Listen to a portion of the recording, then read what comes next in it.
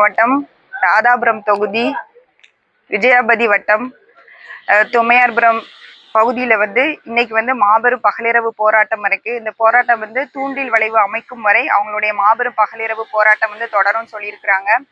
நான் இந்த இடத்துல வேற எந்த அடையாளத்தோடும் வரல. நானும் கடல் தாயின் ஒரு மகள் அப்படிங்கிற ஒரு அடையாளத்தோட இந்த இடத்துல வந்திருக்கேன். இவங்க கடந்த 8 வருஷமாக சட்டமன்ற உறுப்பினர் இல்ல, பாராளுமன்றம், அப்புறம் நிதி அமைச்சர், அப்புறம் முதலமைச்சர் இவங்களெல்லாம் பார்த்து 8 வருஷமா இவங்க பல மனுக்களை அளிச்சிருக்கிறாங்க. ஆனா இன்னைக்கு வரைக்கும் இதற்கான தீர்வு எட்டப்படலை அப்படிங்கிறது தான் ரொம்ப ஒரு வருத்தமான செய்தி. ஆனா இந்த மக்கள் எப்படி வாழ்ந்திருக்காங்க அப்படின்னா, கடற்கரை கிராமங்கள்ல ஒரு அழகான கிராமம் இந்த தோமையார்புரம் கிராமம்.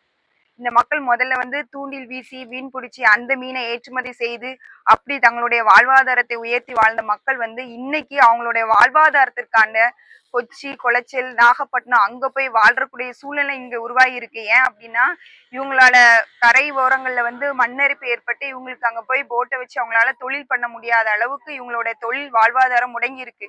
இது இவங்களுடைய குழந்தைகளோட வாழ்வாதாரத்தையும் சேர்ந்து பாதிக்குது. ஆனா இந்த ஆளும் ஆட்சியாளர்கள், இதற்கு முன்னாடி ஆண்ட ஆட்சியாளர்களும் இந்த மக்களை வெறும் வாக்கு வங்கிகளா தான் பார்த்திருக்காங்களே தவிர இவங்க வாழ்வாதாரத்தை உயர்த்துவதற்கான எந்த திட்டங்களும் இவங்க கொண்டு வரவே இல்லை.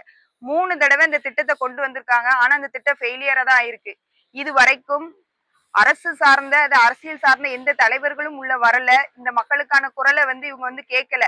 ஆனா எலெக்ஷனோட வந்துருவாங்க, பக்கம் பக்கமா அறிக்கை கொடுக்காங்க, பக்கம் பக்கமா வாக்குறுதி கொடுக்குறாங்க, இதை பண்ணிடுவோம் அதை பண்ணிடுவோன்னு. ஆனா இந்த மக்களை தொடர்ந்து ஏமாத்திட்டு தான் வராங்களே தவிர இந்த மக்களுக்கான எந்த குறைகளையும் இவங்க கேட்டு அதை நிவர்த்தி செய்யற மாதிரி இல்ல. அது மீன்வளத்துறை அமைச்சரா இருக்கட்டும், முதலமைச்சரா இருக்கட்டும், பாராளுமன்ற அமைச்சரா இருக்கும், எல்லாருமே இவங்களை வெறும் வாக்கு வங்கியா தான் பாக்குறாங்களே தவிர இந்த மக்களுக்கான வாழ்வாதாரத்தை உயர்த்துறதுக்கு எந்த ஒரு ஸ்டெப்புமே இவங்க எடுக்கல. இவங்களுடைய போராட்டம் இன்னும் தொடரும். இந்த மக்களுக்கான குரல் இன்னும் எழுப்பப்படணும்.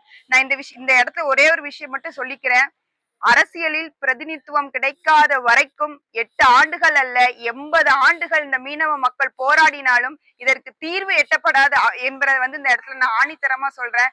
கண்டிப்பா வருங்காலங்கள் உங்களுக்கு வெற்றியா அமையணும் அப்படின்னா கண்டிப்பா அரசியலில் நமக்கான ஒரு குரல் அங்க மேல சட்டமன்றங்களிலும் பாராளுமன்றங்களிலும் எழுப்பப்படணும். இந்த இடத்துல நாங்க இந்த பதிவை மீனவ சமுதாய மக்கள் சார்பாக நாங்க இந்த பதிவை பதிவு பண்றோம். நன்றி, வணக்கம்.